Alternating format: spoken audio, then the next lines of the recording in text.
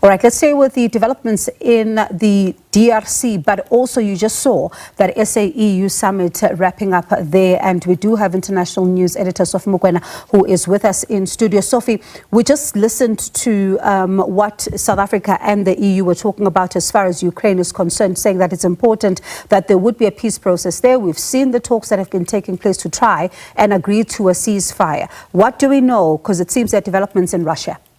Well, the envoy of President Donald Trump arrived this morning in Moscow, where he met the president of the Russian Federation. We are told, we saw the reports now, that during the press conference of President Putin and president of a neighboring country, president of Belarus, indicated that he is willing, or he is in support of the ceasefire, the 30-day ceasefire. However, he wants to ensure that that will lead to a permanent solution. So clearly, President Vladimir Putin of the Russian Federation is in agreement in terms of the 30-day ceasefire during this time in that part of the world where Russia and Ukraine are engaged in a war. And we are waiting to hear now, in terms of perhaps what he wants to see happening, whether the other side will be able to meet perhaps the demands from President Putin. But he has indicated that he is in favor of the ceasefire. So we are likely going to see a ceasefire in Ukraine after so many months.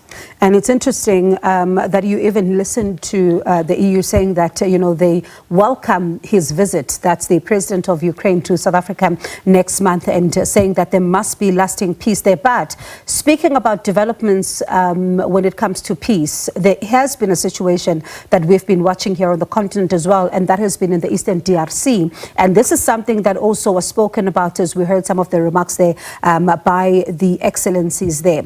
Now, you and I spoke this weekend. We spoke about how significant this particular SADC meeting was going to be, and processes are now currently underway for a phased-in approach of a withdrawal of the Summit DRC troops. And let's speak about the mandate that has been terminated and what informed this decision.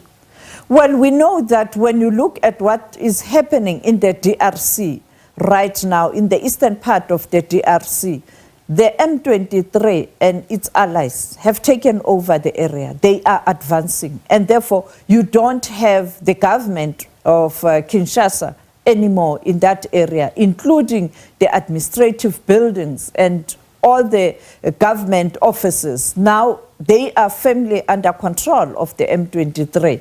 Our troops are stuck or trapped or surrounded, whatever word you want to use, in Sake at the base and also in Goma. And therefore, they are not doing anything. And I think it was a wise decision for the SADC leaders to say, let's start the withdrawal process, because the people we were about, the people who invited us, some of them have defected to M23. Others are not there anymore. They've abandoned the post. So who is your host? And therefore, I think that process of withdrawal will start. And I think it's going to take lots of negotiations in terms of which route to take when you are withdrawing. We know that the leaders have called on M23 to ensure that the Goma airport is functioning and you are able to land and take off. But we don't know what the M23 is going to say. Before I came here, I spoke to the spokesperson of the M23. They are monitoring, they are watching. And they also responded to the announcement by the president of Angola that he is going to facilitate or chair the talks between M23 and also the government of Kinshasa. And they are saying that that can happen only if the president of the DRC made a public commitment that he is going to be there in person and they will meet in person. And especially because when they speak about, watching these developments as M23, I suppose they're also watching to see who will be at the table for this negotiated and diplomatic solution, this political solution that we keep hearing about. Because when you listen to what President Cyril Ramaphosa just said a short while ago, reiterating that all parties must be at part of that process, military, non-military, everybody. And you then look at the DRC and their previous positions on this particular matter. So I suppose they're also watching that very closely. Yes, they are watching. We haven't had a word from the government of President Tshisekedi, no word from Kinshasa, the capital. But the M23 has just issued a statement that they are willing to engage. They are willing to engage in permanent ceasefire. But the government must make a commitment, and the head of state, President Tshisekedi, must make a public statement that he will engage with all stakeholders. You had the president talking about non-state actors and state actors, but also a call that all the foreign troops must withdraw from the DRC, because you have many troops there. The Burundians are there, the Ugandans are there.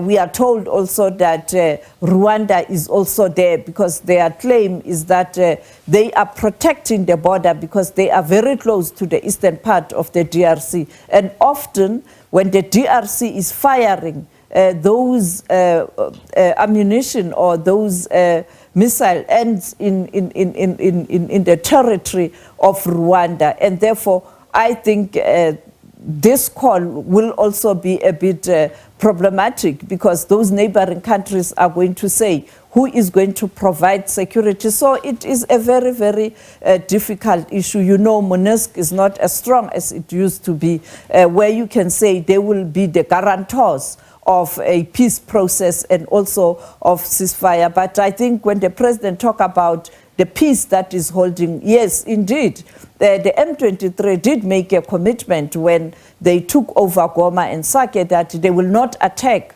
the summit troops in their bases where they are, that is Sake and Goma at the airport. And we haven't had any firing to our troops. But I think they also want to come home, because they are sitting there the whole day. They can't even go out, almost being trapped.